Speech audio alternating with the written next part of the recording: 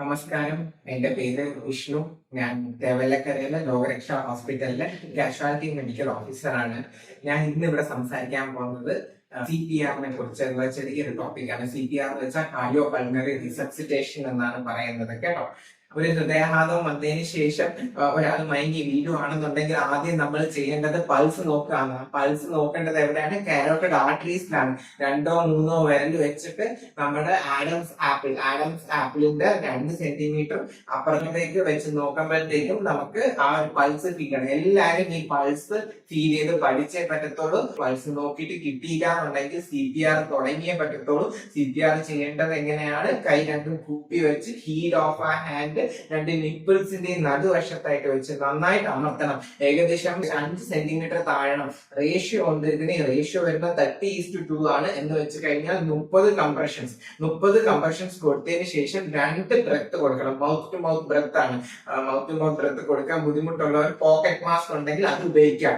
ഇതില്ല എന്നുണ്ടെങ്കിൽ mouth to mouth breath കൊടുത്തില്ല എങ്കിലും CPR കൊടുത്തു കഴിഞ്ഞു കഴിഞ്ഞാൽ ആ പേഷ്യന്റിന്റെ സർവൈവൽ റേറ്റ് 10% ഹോസ്പിറ്റലിൽ എത്തുന്ന സമയം കൊണ്ട്.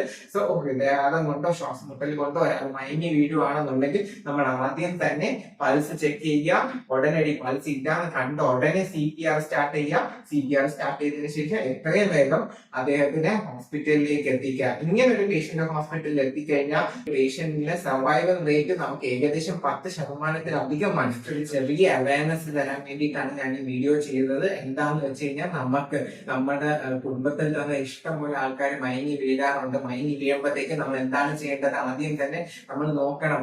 പാനിക് ആവരുത്. നമ്മൾ പാനിക് ആവാണ്ട് പൾസ് ഉണ്ടോ ഇല്ലയോ നോക്കുക. പൾസ് ഇല്ല എന്നുണ്ടെങ്കിൽ CPR സ്റ്റാർട്ട് ചെയ്തേ പറ്റത്തുള്ളൂ. CPR എന്ന് പറയുന്നത് എങ്ങനെയാ കൊടുക്കട്ടെ എന്നാണ് ഞാൻ ഈ വീഡിയോയിലൂടെ ഉദ്ദേശിച്ചത്.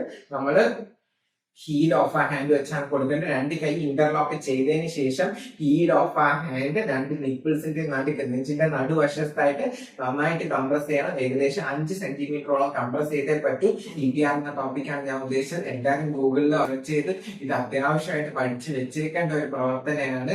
എല്ലാവർക്കും നല്ലൊരു ദിവസം നേർന്നുകൊണ്ട് വീഡിയോ ഞാൻ ഇവിടെ അവസാനിപ്പിക്കുന്നു. ഇനി ഒരു വീഡിയോയിൽ വീണ്ടും കണ്ടുമുട്ടാൻ. നന്ദി, നമസ്കാരം.